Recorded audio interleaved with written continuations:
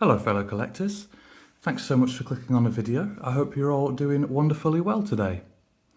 It's been a little while since I last did a haul video, so I thought I'd take you through everything that I've added to my collection in the last 2-ish months. My spending has definitely come under more control, and I feel like I've finally reached a point where the rate at which I'm adding to my collection isn't exceeding the rate that I'm watching the films, so my watch list is actually still shrinking, which I'm very happy about. As it's been a little while, I've also seen a decent number of these, so hopefully I can add some useful commentary to them too. I'll start in date order, so to begin with we'll take a look at my small-ish haul from Indicator's sale that they had at the end of March. I was really happy with this haul as it didn't feel like I went overboard, and I got the titles that I really wanted, as well as taking advantage of my PH points to get a couple standard editions too.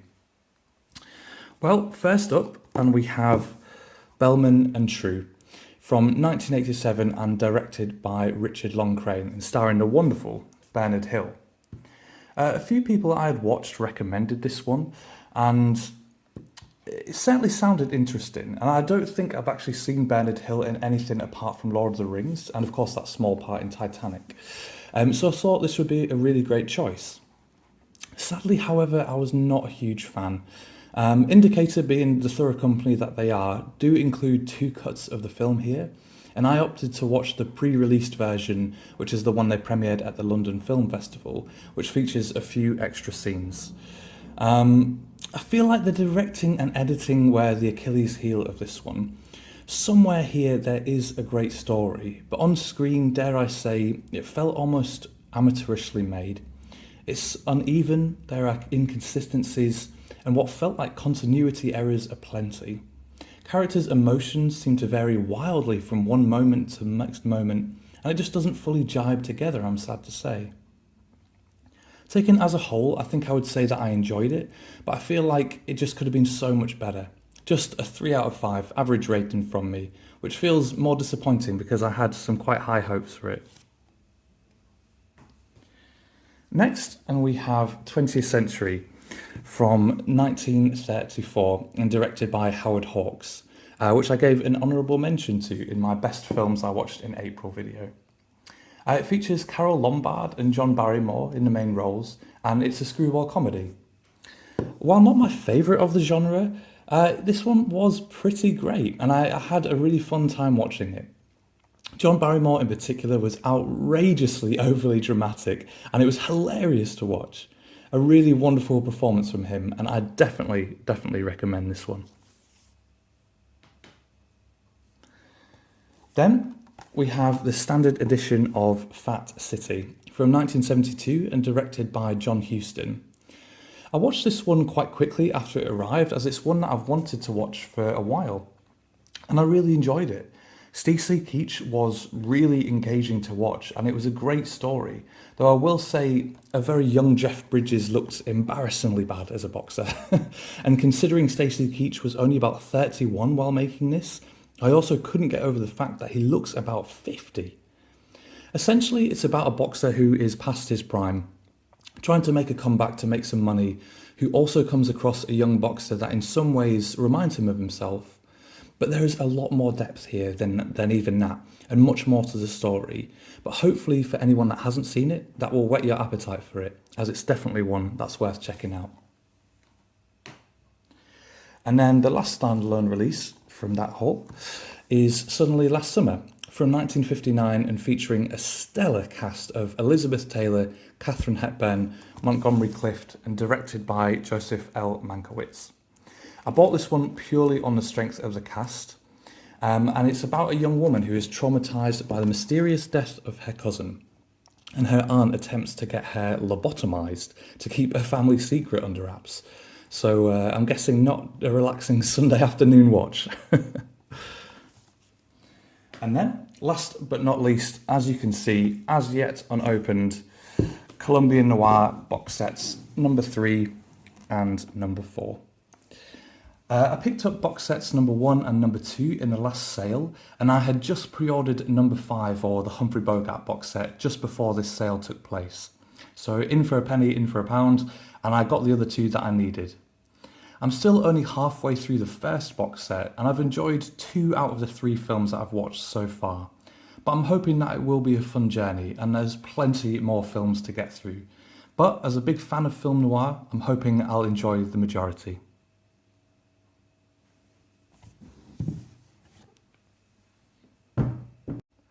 Moving on, and we have the 2 original series Star Trek films, The Undiscovered Country and The Final Frontier. During April, I made my way through all 6 original series films, and if you're interested in my thoughts, I'll leave a link to that video I made where I discussed them down in the description below. Then we move on to the Eureka section of this haul. First up is Van Gogh, which I stumbled across on eBay, as this is an out-of-print one, and for the price I just couldn't pass it up, so I grabbed it. It's quite a long one at 159 minutes, so I think I'll save it for a lazy Saturday when I have nothing else to do. It's a film from 1991 and directed by Maurice Pilat, I think is how you pronounce it, I've probably butchered that, who I can't say I've heard of before, but according to the back is one of the finest directors of the second half of the 20th century, so that's quite the hype. Obviously, this is one about Vincent van Gogh, the painter, and I believe in particular the last few weeks of his life. Then, just a short while ago, Eureka announced that some titles were going out of print, and that led me to a minor panic buy. They announced 3 titles, and I picked up 2 of them, as well as others that I thought were possibly at risk, Paramount titles in particular. And though of course nothing else has yet been announced at all, that's what I get for panic buying. But we'll start with Robinson Crusoe on Mars. I had my eye on this one for a little while, but I just hadn't pulled the trigger for whatever reason. I have to say I love the artwork on this one. It looks so incredibly 60s sci-fi and always sounded really interesting to me. And as it had been on my list for a little while, I actually watched it the day after it arrived, and I enjoyed it quite a bit. In many ways, it reminded me of a Star Trek The Original Series episode and felt similar to just an hour-and-a-half long episode of it. The only thing that I was a little disappointed in was that we didn't have more of the legendary Adam West. But overall, it was a decent and fun story, and of course, remember, this film is scientifically authentic. Then we've got Medium Cool, which I've seen around for a long while, but I didn't really have any clue what it was about, though I thought it looked interesting. Going out of print was enough for me to jump on it, and so here we are. This one, I believe I'm correct in saying, is part fiction, part controlled reality narrative. As it says on the back, a powerful statement on the politics, media and cinema of the late 60s, and one that certainly looks to be an intriguing one when I managed to get to it. Next is Paper Moon. Now, I've only actually seen Ryan O'Neal in Barry Lyndon previously, which I think I've said before, I didn't really enjoy that much.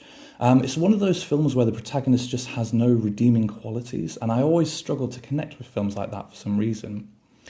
And though Ryan O'Neal again plays someone, shall we say, lacking in some moral scruples, there was much more to connect with here, and his actual real-life daughter plays the little girl in this film, and she is really the star of this one.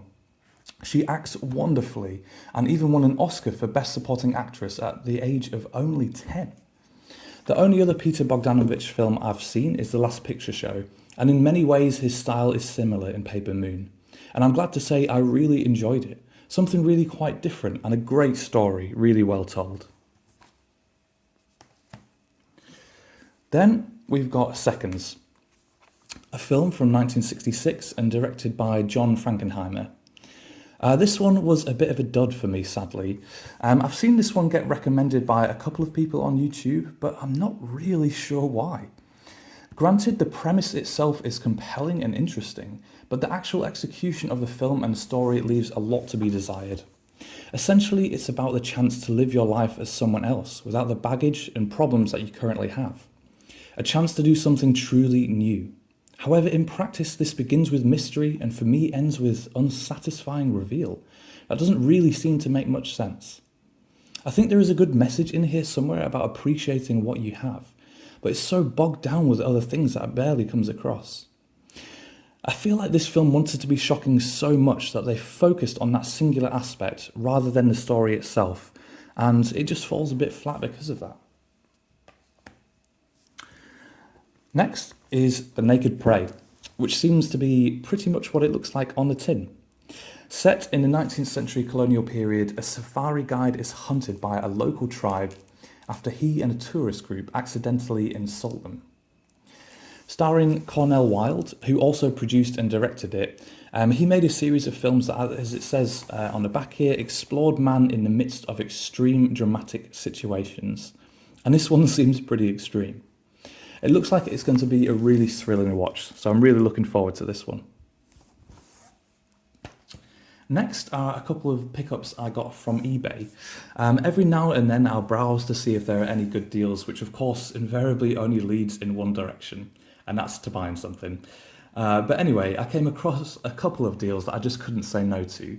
The first being Mad Detective, Masters of Cinema Spine #2, and one that is long out of print. This one is a film by Johnny To, who I have to say I haven't been a huge fan of so far, and Y Cafe. I'm pretty interested to see this one given its low spine number in the series, so I'm hoping for something great and different. A Hong Kong film about a detective with, I think I'm right in saying, some supernatural ability. I've really been enjoying getting to know Hong Kong cinema better, and I'm really keen to continue the journey with this one. And then we've got Boomerang, which I've also wanted for a long time. I'm a big fan of Dana Andrews, and this is a film by Elia Kazan, which also stars Dana Andrews, of course. So I've got big expectations for it. Described as a noir drama, it's a film about a prosecutor bringing a murderer to justice. With what it says on the back, results in an explosive finale that remains one of the toughest in Kazan's work. And if that doesn't get you interested, I'm not sure what will. And it's one that I'm really looking forward to. Then the last of my Eureka pickups is my first title from their montage line, which is The Tiger, directed by Park Hoon-jung and starring Choi Min-sik, who you might recognise from Oldboy. It was after watching another YouTuber called Chris Mohan, who I highly recommend checking out, talk about the film, The Man Who Killed Hitler and Then Bigfoot, which I thought was really interesting and different. And he said there was a similar vibe to The Tiger, so I decided to grab it, and particularly as it was only $5.99 as well, which felt very reasonable. It's a bit of a longer one, so it's another one that I'll reserve for a lazy Saturday, but looking forward to this one very much. Moving on, and we have a special limited edition release from the BFI of The Proposition, which, as you can see, I have not even cracked open yet. Now, I'd never actually heard of this one before the BFI were due to release it, but after hearing the rave reviews from people and seeing a drop in price, this one went straight in the basket. It's an Australian Western, which was honestly already enough to pique my interest, and this one is directed by John Wilcote and starring the excellent Guy Pearce as well as Ray Winston and Danny Huston. It's a story about three brothers who I believe are all more or less on the wrong side of the law, and Guy Pearce is faced with a proposition. To save his younger brother from being hanged, he has to track down and kill his older brother. So quite the premise, to say the least. The next two I have are the results of a rare trip to FOP during some time off work, which seems to have become a bit of a tradition for me. Time off work equals a lovely trip to FOP. They currently are having a sale on just a few titles from Studio Canal's vintage cinema line, and I decided to pick up Last Year in Marienbad and Le Grand Illusion. Both titles that are on the 1001 movies list. I think I'm right in saying that Studio Canal are working on a 4K release of this one, but it was a decent price, so I decided to grab the Blu-ray. I know Criterion have released it previously too, though I think now it's one of their rare out-of-print ones.